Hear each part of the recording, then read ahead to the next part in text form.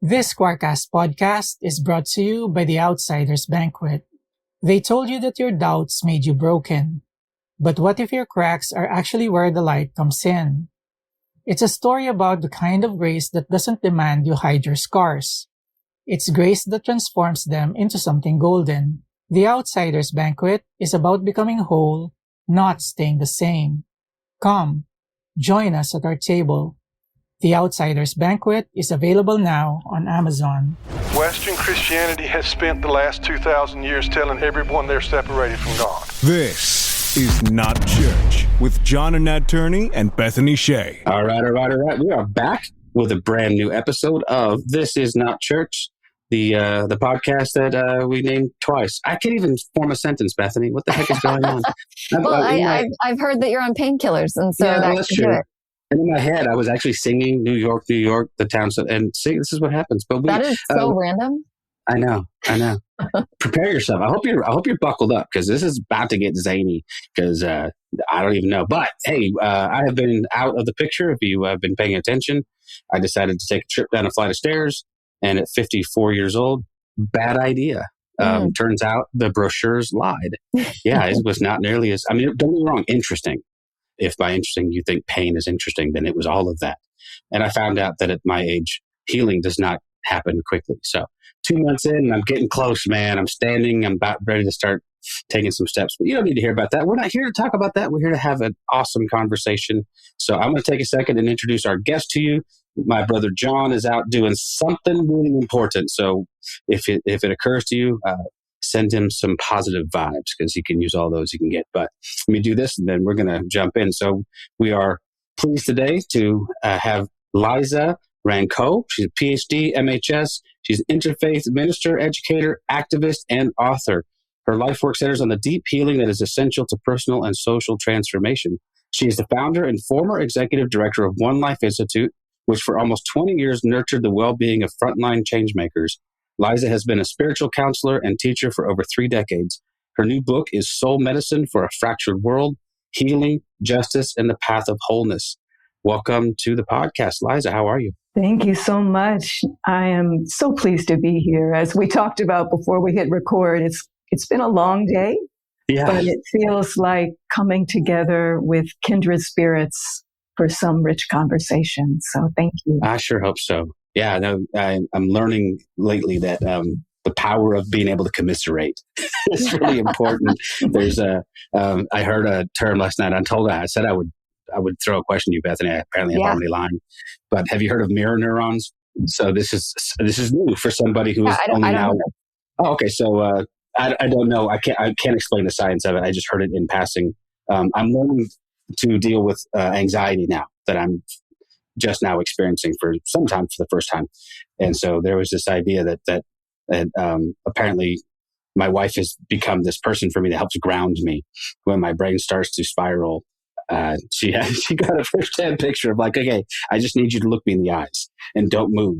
And then I later learned that there is some physiology and some science to that where heartbeats can begin to match and you can start to pull yourself out of your head. And I'm screwing all of that up. But I don't know if anything it has to do with your book, but it sounds like it might be relevant to healing. And I'm happy to let Bethany ask the first question, then I will butt in as little as I need to. Bethany, off to you. Well, I think that's a great question, though, Nat. I love the picture of healing and how healing is often a communal experience and something that happens outside of ourselves and within ourselves. And I think your book actually talks quite a lot about that sense of communal healing and what it means to be. I don't know, when I was reading this book, it's called Soul Medicine for a Fractured World, and it is absolutely beautiful. And I was sharing earlier, Liza, how there are a lot of books that we read on this podcast. We get to interview wonderful authors. And oftentimes I'll read a book and I will not need to go back to it again. But this is a book that I'd like to go back to again and again. And there's a lot in there I would love to even express through this time. But it reminds me of the picture of the wounded healer. I think that's Nouwen, right? Henry Nouwen does this wounded healer picture of what it means to acknowledge your own wounding, begin to heal. And so that way you're not perpetuating the trauma that you yourself have experienced. And so that's a roundabout way to asking you, Liza, what has your experience of your own faith journey been like? And where have you found healing through your own faith journey as well? I like that question, Bethany. The part 2 of it is one I haven't been asked before. But to speak to some of my background, I wasn't raised in any organized religion. So no worship services, no doctrinal teachings. My father was a Jewish atheist, and my mom was a mostly non-practicing Lutheran. And along the way, they became spiritual seekers. So my main impression growing up was being surrounded by books, right? Books. This was the 60s. So it was books about psychic phenomenon and reincarnation and meditation. And the summer I turned 9, I read Paramahansa Yogananda's Autobiography of a Yogi. Then when I was, I guess, 10 or 11, I used to get up early before school and read the Gospels. As smitten with Jesus as I had been with Yogananda. And I think I've always had a deeply spiritual nature.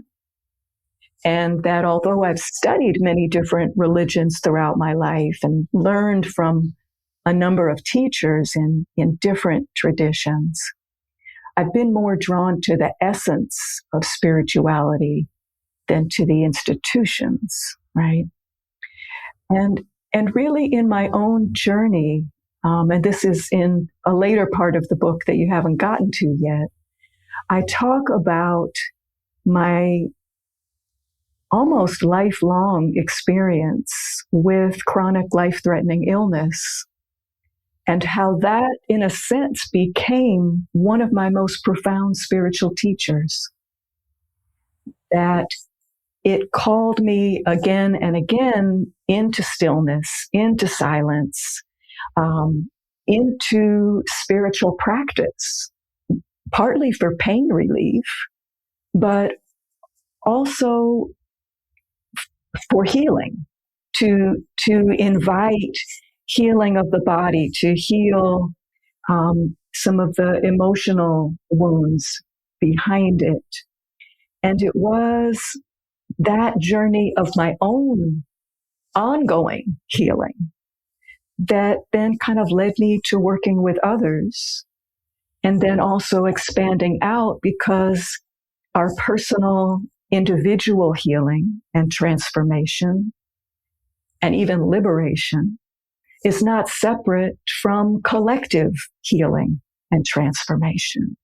So to really bring together, the inner and the outer, the healing and the social justice, and then spirit, kind of the breath through it all. Yeah. That's so beautiful. It's amazing how you at such a young age were already drawn to the mystical, spiritual realities of life, and that your family helped pave the way in some ways, or at least made it easy for you to access those things. Right. Did you ever feel supported by them, or did you feel ashamed or included? What was that like? I was really fortunate in that I was supported.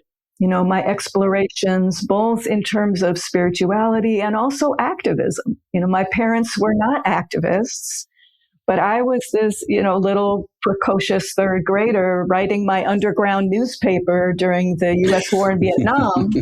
And my dad used to copy it for me at work, and I could give it out to my third grade class. So who knows what conversations they had about me when I was a kid, Oh, so amazing. But I super was weird. just like, what will she come up with next, right? Oh my goodness. But I was, it was fascinating because writing the book, I got more in touch with those parts of my child self. I had done a lot of healing work on the trauma of my child self, but to get in touch with, she was a wise, deep little girl. And kind of feeling like I want to be more like her when I grow up, you know? Well, it's interesting because John and I had similar backgrounds. We were raised super religious, but evangelical in nature, you know? And so, I don't know, just a strange sort of amalgam of, you know, like my parents were against all of that, but they didn't really invite us to pursue it either. So what, in your opinion, I mean, is there a danger in that, in allowing unformed brains to go wild, or is that just, should we just allow them to be unfettered? And I mean, I don't know. I'm just curious what your thoughts are. You know, I don't think it was that I was just like set loose on the world and allowed to. Right. but you know, what would you call them? The bumper guards. Yeah. Not quite the word that I want, but a little farther out though. The corral or whatever. Yeah. It was broader, and it was more inclusive and more expansive. Yeah, I like that. So it wasn't that, you know, every Sunday or Saturday or Friday, we're going to this place, we're hearing this message as this is the only truth, and you must adhere to it, or there will be dire consequences. It was, here's this world of the life of something larger than the mundane. And because my parents were in their own exploration, in a sense, it modeled for me that this is something to explore. I never thought about it that way, but I think there's something to that. Yeah. Is that like the kind of the catalyst for you to become an interfaith minister, that you were given opportunities to expand your own spiritual understandings and thinkings, that you decided to go that direction? Well, I will confess that I kind of borrow the term interfaith minister without really using it the way that people who are ordained as interfaith ministers, having gone through an interfaith seminary, mean it. Those programs are generally more specific, like we're going to study each of the major world religions. We're going to learn the basic tenets. We're going to learn the basic practices in order to be fluent to serve people from different faith walks. I didn't go through a program for interfaith ordination, but I have lifelong studied, and then during my doctoral work, kind of did a more academic version of that, not with the intent of crafting a worship service that had, you know, one from this tradition and one practice from that tradition. But what interests me more, and always has, is what's beneath all of them.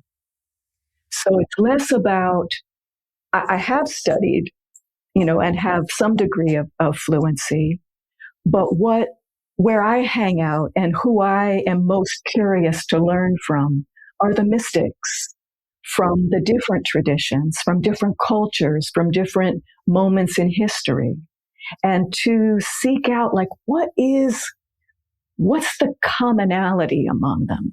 Not to paint them all with the same brush, right? Because each one is going to be uniquely expressed, experienced, embodied. But is there a pulse at the heart? And what is that? And how can I tap into that in my own unique way? Yeah, that's another borrowed term that we have used as a community, is deconstruction. Mm-hmm. We don't certainly mean it the way that Derrida meant it when he coined it.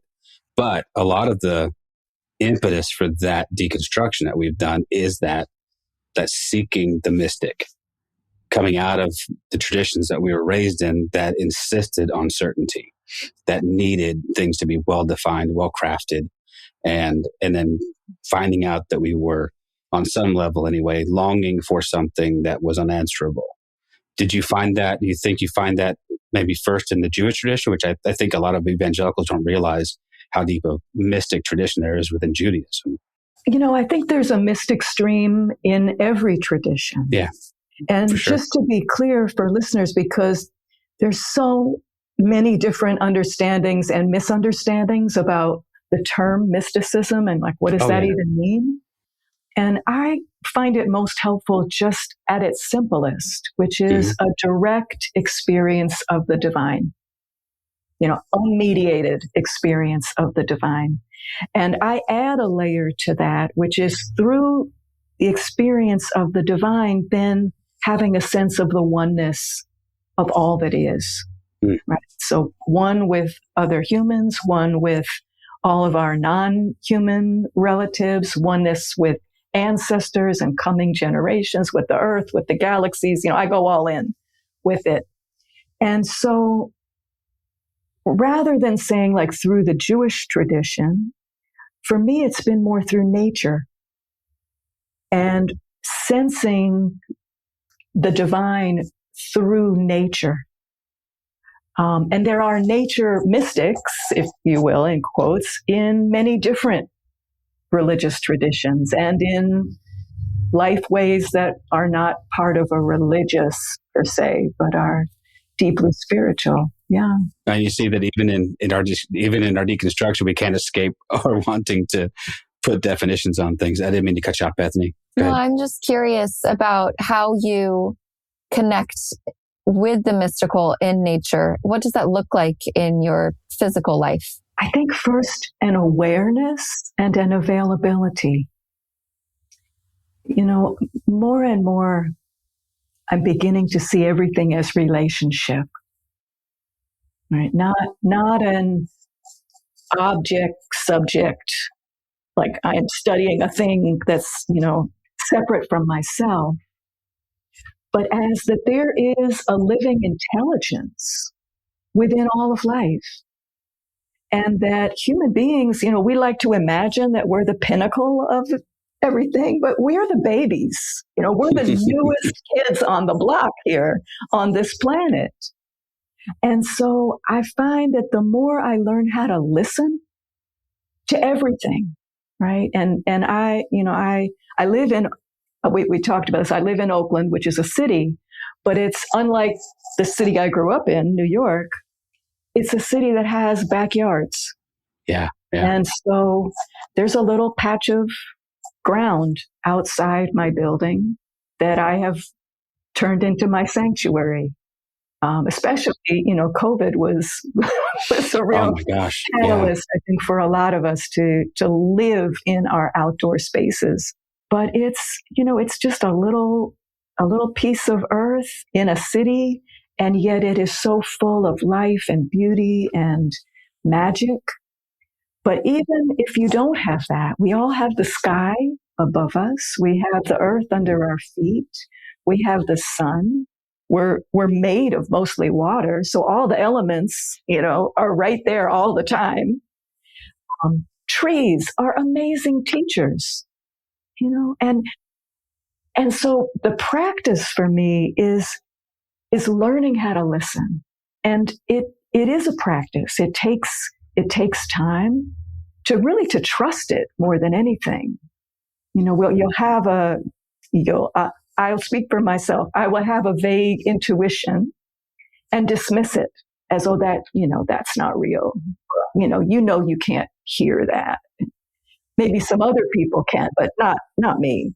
But to suspend that disbelief long enough to say, well, what if that really is a communication? What if that really is the wisdom? I mean, it's a good message. If it's a good message and I feel like it came from the tree, does it really matter if it's a good message? But I also find that there's so much love in nature, and that has been transformative, really, especially in our current world, to feel like we are held by something larger than ourselves. And whether that is what someone calls God, names God, whether that is what someone names as ancestors or, a particular saint or Orisha, or whether it is life itself. I talk a lot in the book about wholeness. And so to me is, I don't think there is adequate language for the divine. So any language that we use is pointing towards something beyond language. And I find for myself, although I do use the G word, privately, and occasionally publicly, that it's more helpful to talk about the divine or capital L life. And that leaves room for anybody to find connection regardless of what language is comfortable for them. Yeah, some of those words they're just conversation stoppers, aren't they? I mean, God is one of those that has sadly become so preloaded with meaning and misunderstanding that I think Bethany and John and I would all agree. I don't use it very often, like you said, in public, sure, or private. I'm sorry. In public, yeah. Other words like divinity seem to, and even that can, over time can obviously become loaded, but it just all demands conversation, which means, weirdly enough, I was going to ask you about this because one of the things that I think is a pitfall of, and I'm going to pick on Western Christianity because that's where I grew up, and I don't feel qualified to, and I wouldn't. I just don't feel called or capable of criticizing others. So that's my home. One of the pitfalls of Western Christianity, the kind that I grew up in, is that reliance on definitions and that almost, what's the word I'm looking for? Almost that demand that we come to consensus as we begin to unravel all this stuff. Are you finding that requires some attention? Does that make sense, to unravel those needs of ours to place things inside boxes? I don't know. And I feel like I rambled, but I warned you about the meds. Listen, I understand. Been there, done that. Oh, I'm trying to get off of them. Doing great. Okay, good. The whole thing about trying to fit anything to do with the sacred in a box is a fool's mission, right? Silly, but yet we persist and we condemn people for naming their box and designing it and decorating their box in a different way than we decorate our box. True. What a small God that is. Yeah. Really. To me, God, in quotes, the divine, the sacred, the allness, the infinite allness, right, is so much larger than what our human minds can even conceive, let alone how are we going to give it language to quote unquote define it. It's beyond our comprehension, let alone our definition. And all of those boxes put us in conflict with each other. And, you're going to hell and you're not acceptable. And then we have war about it, and we want to take territory about it and kill people about it. And it's like, what kind of God is that? That is not a God I would want to hang out with. I think that's a human design. For sure. Rather than anything sacred. Yeah. I'm a local pastor, and I was preaching yesterday, and I used this example of the lodgepole pine. And then I saw that you wrote about that in your book, that pine tree that has the kind of pine cone that contains the seed and then there's a hard resin over the pine cone that keeps the seed safe, but it won't ever decay on its own, meaning that there is no way to reproduce a new tree. The only way that the tree gets reproduced is through a forest fire, because the forest fire can burn through the resin and access that seed to then grow new growth. And so almost a sense of like a fire burns down the good and the bad, both alike. But within that fire, there's good soil that can then come about and new life that can then grow out of it.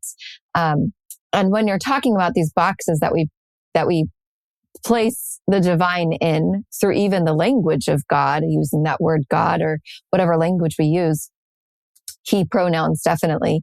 I see it as like there are good things within every single name that we try to utilize to encompass the ground of our being, encompass the divine.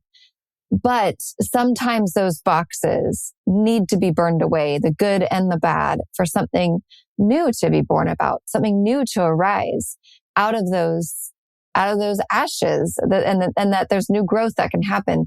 And I'm curious, in your experience, especially, you said that trees are amazing teachers and nature is something that you find so much of the mysticism in. Like, what needs to be burned away in your perspective in the current cultural moment to give life or to give space for something new to grow? And maybe it's the current cultural moment. Maybe it is a religious aspect or a faith aspect or something even in your own life. Are you experiencing something that needs to make way for something new to grow? What comes up for me first when I hear that question is something I talk about in the book as the different paradigms that we inhabit, and how the paradigm of the dominant culture, which is really, modernity and colonial capitalism and all that comes along with that we are inhabiting in what's now called the United States, comes out of a paradigm of separation and dualism, an oppositional dualism, right? Absolute, us and them, right and wrong, good and bad, with us or against us, that whole business. And the paradigm of the mystic worldview is of oneness. So as I look at the collapse of the American empire, and, I think it's mirrored in some other places around the world, but the collapse of this ideology and the world that it builds, it is devastatingly painful to go through, like fire is, right? My prayer is that the collapse of the structures of separation and dualism, racism, capitalism, white supremacy, patriarchy, domination, extraction, right? That as those fall, that what can emerge might grow from the soil of oneness. And what kind of world would that create? And what values would be reflected? How would we care for one another? How would we care for the earth? That's what first comes up for me. I hadn't made the bridge quite that way, and so I appreciate the question. Well, most of us are taught from an early age that things like pain are things to be avoided, which is why we do things like medicate. I remember watching I think an interview with Stephen Colbert, who is devoutly Catholic, and talking to somebody who was skeptical as all heck about him coming to learn to embrace parts of his suffering as revelatory, as something that showed him something about himself that he might not have known any other way. I see that as a path. I mean, if there's a path forward, and to be honest, I'm fairly skeptical at the moment. I'm not skeptical, or I'm not pessimistic by nature, but I am observant. And is there a path forward that leads us, again, not intentionally into suffering, because I think that's silly, but not to pain avoidance at all costs? Does that make sense? Mm-hmm. I mean, as though that's the most important thing is, hey, I mean, are there things to be uncovered inside of that place? Absolutely. Absolutely. Human life includes pain. Yeah. It includes suffering. That's not a sign of spiritual failure. No. And there are theologies that try to assign that or connect that in that way. And I think of that as spiritual malpractice. The question is, how do we engage it, right? Because suffering can make us shut down, or it can be a doorway into a deeper walk with the divine and into a deeper parts of ourself. One of my great spiritual teachers is Dr. Howard Thurman, who is one of the dominant voices that I quote in the book, and is actually who I first heard the pine tree and the fire needing to release the seeds. He has a beautiful short piece about that I was kind of riffing off of. But he talks about, suffering as a spiritual discipline, which kind of makes you want to just like catch your breath for a minute, right? We're used to thinking of spiritual disciplines as things we choose to engage, like meditation, prayer, sacred texts, song, whatever. His definition of a spiritual discipline is that it clears away the barriers to our communion with the divine. So, things like prayer and meditation, that makes sense. Suffering, though, it kind of clears the deck of our life. It brings all of our attention fully present, with everything extraneous falls by the wayside. So at that point, then, do we go deeper in ourselves? Like you were saying, Nat, about the conversation with Stephen Colbert, about the gentleman discovered parts of himself that he might not have otherwise met or had available, right? That was very much my story as well. But I cultivated qualities and insights and capacities that I might not have otherwise done through the doorway, through the spiritual practice, if you will, of my own suffering, mostly through illness. And so, but again, not to say that it's an automatic equation. No. Having suffering is somehow going to make you a healer or make you a wise spiritual person, but it's how we choose to engage it, which is really true about anything in life. How we engage it is the key. I mean, pain is the great equalizer, right? I mean, I've said it before, I think it's possible, unlikely, but I think it's possible for people to get through an entire lifetime and never experience true joy. I think it's possible. I don't think you get out of this life without pain, without suffering. It is, and looking at, I don't know a ton about Howard Thurman, but I would imagine someone coming from his experience whose very existence has been defined in some ways by pain and by suffering, would look at people like myself and say, okay, well, that is one of the clearer definition of privilege that I could say. It's like, listen, I have the privilege to choose to engage with my suffering or not. And more often than not, we choose not. I mean, to the exclusion, like I said, of opportunities to learn stuff about ourselves. But I don't know.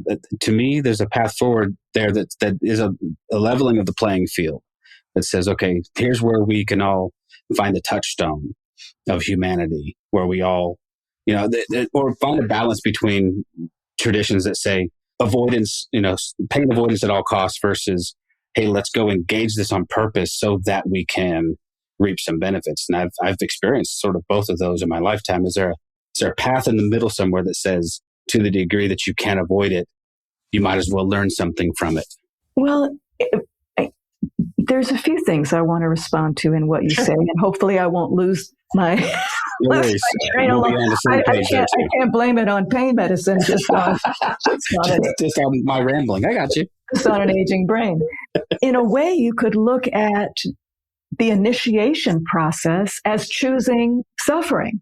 Sure. As choosing pain to burn away, Bethany, to use your earlier metaphor, to strip away, to clear away that which is not truest within us, so that we are left with our deepest selves and ushered into an experience of a wider reality for the sake of discovering what is our gift to the community, what is our offering to the collective, right? It's not the way it's been commodified to some degree by popular culture about, I'm going to go, have my vision quest for myself, for me. That actually, it's for the collective. It's how can I then offer those gifts that arise, whether it's through the suffering that I didn't choose or through the initiation that I did choose, what is revealed within me? What is opened within me that then allows me to serve the collective in a transformational way? There was something that you said earlier in your remarks that may have gone by. And we may just let it be. It may, and maybe that's if it pops up in my head, come back again. I'll remind myself. Fine, yeah. But yeah, I mean, it's been an interesting thing because I in the deconstruction, again, borrowing a phrase that, and probably at least on some level misapplying it, but I think for the most part we know what we mean. One of the critical things for me was understanding or beginning to understand that the big mistake of Western culture was this move away from collective / corporate experiences more towards a highly individualized. And I think we were sort of heading that direction for a second, but everything I was ever taught was, this myth of American individualism, the rugged individual, salvation, for whatever that means, is an individual thing. I work that out with God, and there's certainly biblical text to back that up, right? Paul's like, I have to work out my salvation with fear and trembling. And so we can quote the Bible as well as any Baptist. But in your experience, have you seen some efficacy, I guess, of moving away from that individualistic approach towards a collective / communal, absolutely, like we're all interconnected thing? Absolutely. And that's really what I was pointing towards when I talked about the paradigmatic shift. Yeah. Okay. So, the world of separation and dualism, we are atomized individual beings. Look out for number one. And we may extrapolate that into nationalism. Yeah. USA number one, squash everybody else, all of that. And that is, I'll be as generous as I can and say deeply immature. That is very generous. Right. I have a few other ways to describe it, but sure. we'll go with that. But, again, the mystic worldview is one of oneness. Yeah. Of Thich Nhat Hanh says interbeing, right? And that collective way of not just looking at the world, but being in relationship with the world, it shifts everything, right? Because not only the false idea that I can somehow be safe and happy and healthy when somebody else isn't, right? I mean, we just look no farther than COVID. Like somehow, because public health, it's like the measles vaccine right now, right? But we are interdependent with each other. We can't pollute the air over in one place and think it's not going to hurt whoever us is somewhere else, right? But also in terms of who are you going to bomb if we are one with all? Mm-hmm. Who are you going to deport, given what's going on right now? When that is our kin, that is our family, the brutality that we treat other human beings with, but also the brutality that we treat the earth with, is out of this belief of we're all separate from each other. Yeah. It doesn't impact me. But even science, gives the evidence that we are not separate.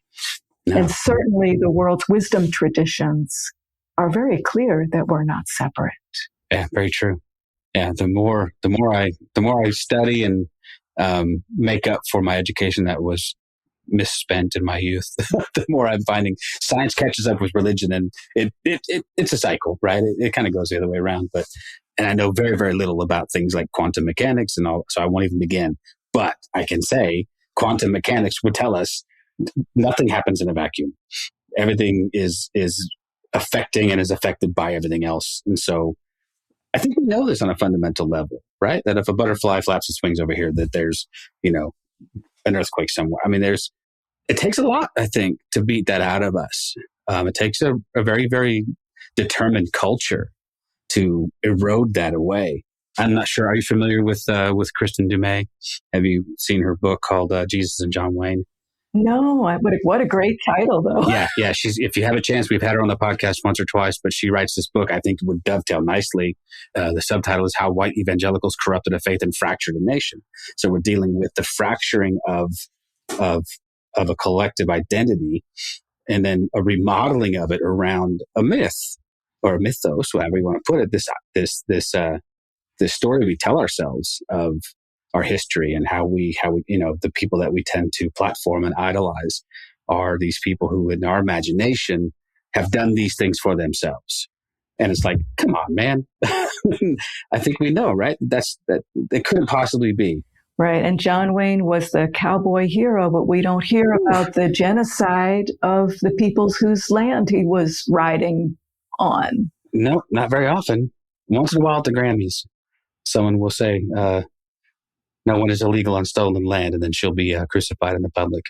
Shout out, Billy. We love you, Billy. I do appreciate that at times those voices are getting a little louder, but well, it should be all of our voices, though, right?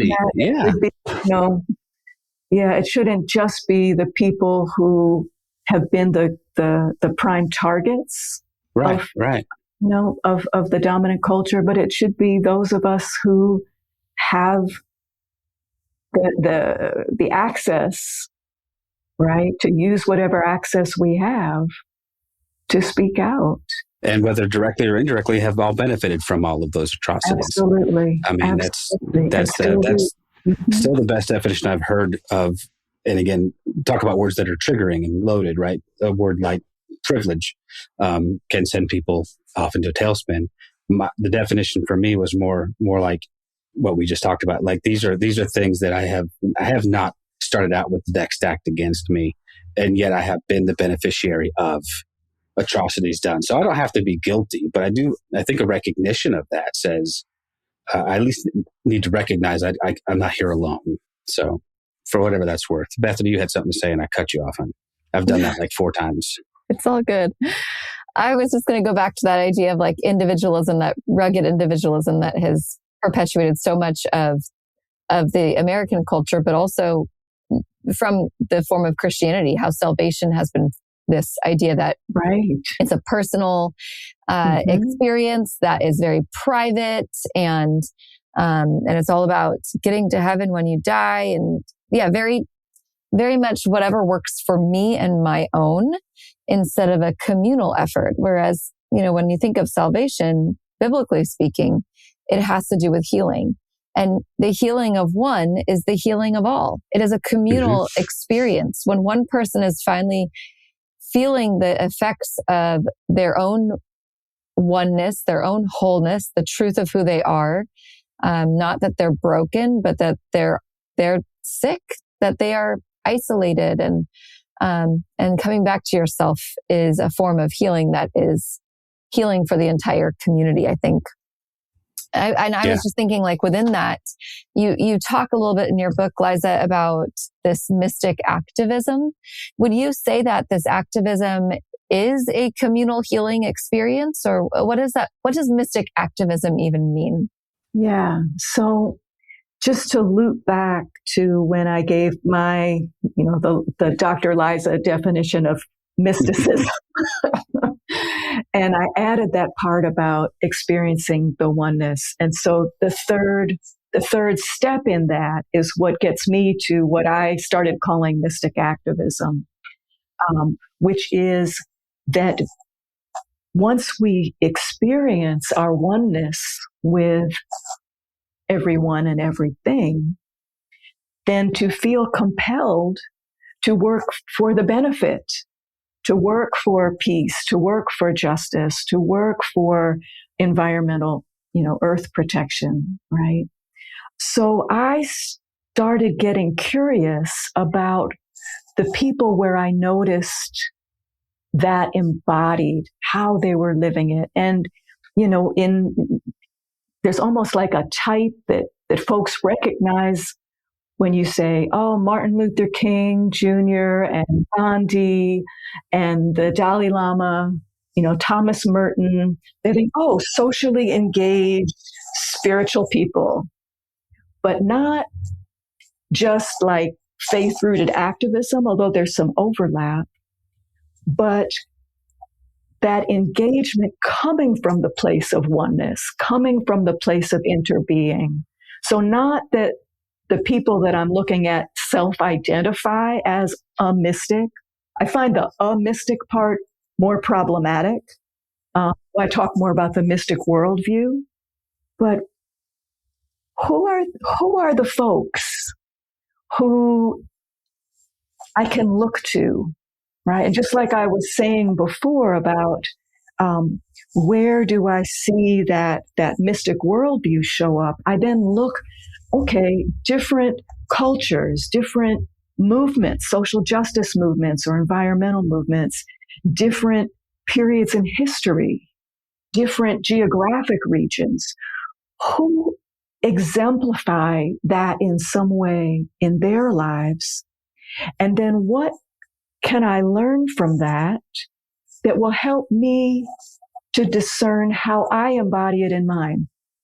So when I teach classes in seminary on mysticism and social change, that's my invitation to the students is, so deepen in their own spiritual practice in a way that helps to bring them into a sense of belonging to a larger wholeness, and then engaging in some kind of work to benefit the collective from that place, so we can look at the for instances of, Thich Nhat Hanh and so forth.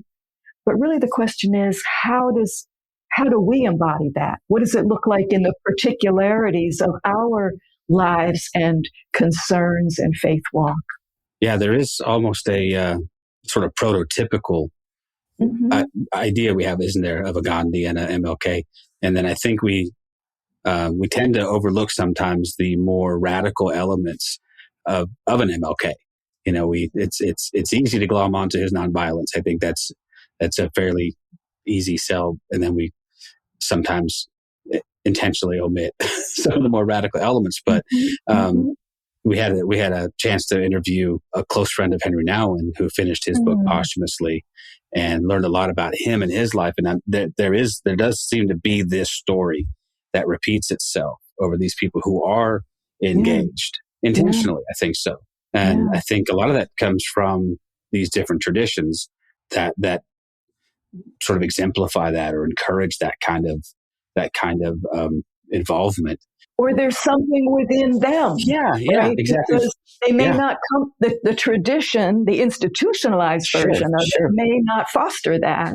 Sure. But they have either a personal encounter or a matter of conscience that awakens that within them. Yeah, and that's the mystic side that you're talking about, that personal experience, that unfettered, like I'm not relying on second or third hand information. I'm going, hey, I have this experience. I mean, that's powerful. I don't know. It's such good stuff. There's so many different places we could go with this, but I want to be mindful of your time, and we're coming up on an hour. Gosh darn it. Bethany, anything to add before we start to wind down? No, I just think that all of this is really beautiful. This whole idea of mysticism and seeing the oneness in ourselves and the interconnectedness in the wider community, in the greater collective. I like the word that you use there, collective. And I was just curious before we close up, what does that collective look like in your own life? And for those people that have a little bit harder time finding community, where would you invite them to seek that out if it's a little harder for them? I think there's layers to my answer to that. There's the human beings who we consider our friends, our community, but then we're also part of this larger community of people who maybe share a worldview.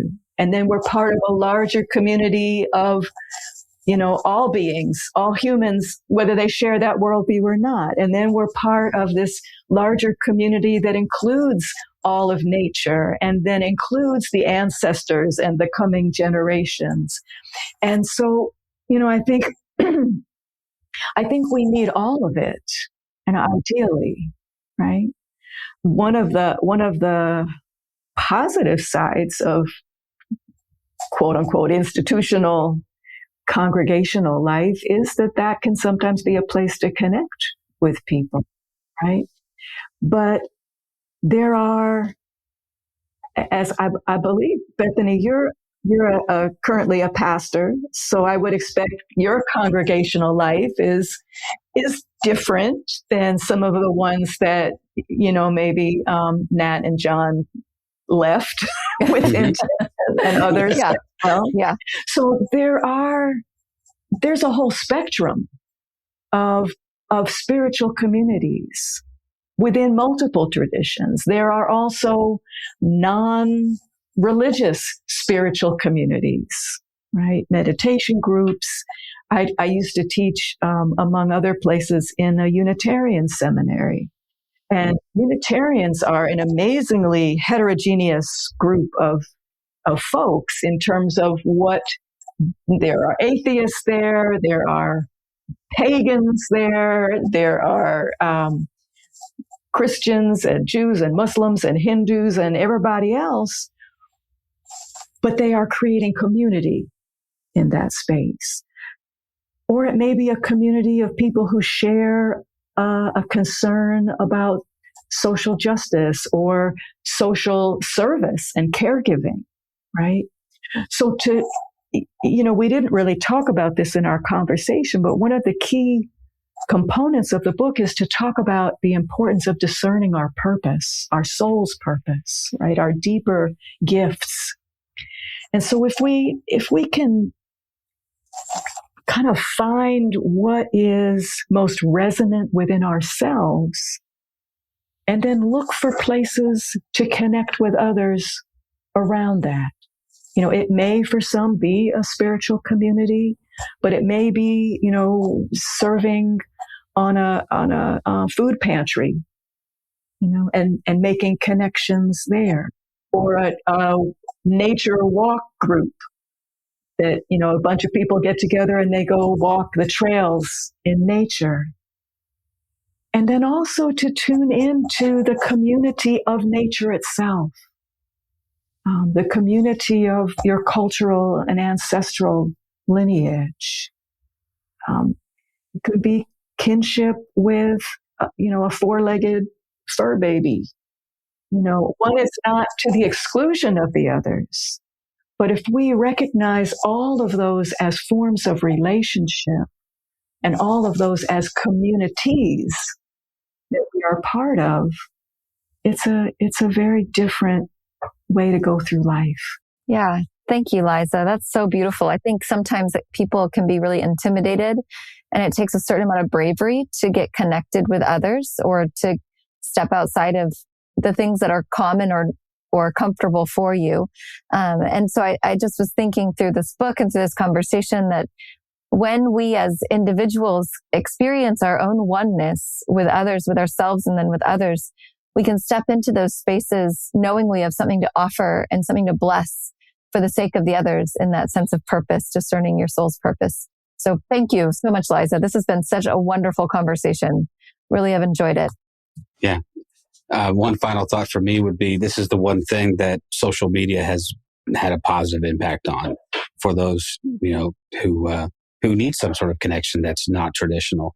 It's been helpful. There are good and bad things to everything, but I like the idea of widening those circles out of what we see or perceive as acceptable forms of communication and connection. So for all those reasons and more, I'm so glad you stopped by. Hopefully we'll get a chance to do it again sometime. I highly recommend the book. We will definitely link to everything in our show notes so people can have a chance to go find that and any other works that you have to offer or recommend. Thank you again. Thank you for listening to This Is Not Church.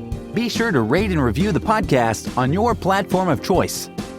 If you would like to partner with us, visit patreon.com/thisisnotchurch, where you will receive exclusive content such as early access to episodes, videos of upcoming episodes, and live Q&A sessions. Be sure to check out our Facebook group or follow us on Twitter and Instagram. All the links are in the show notes. We'll be back soon with another episode.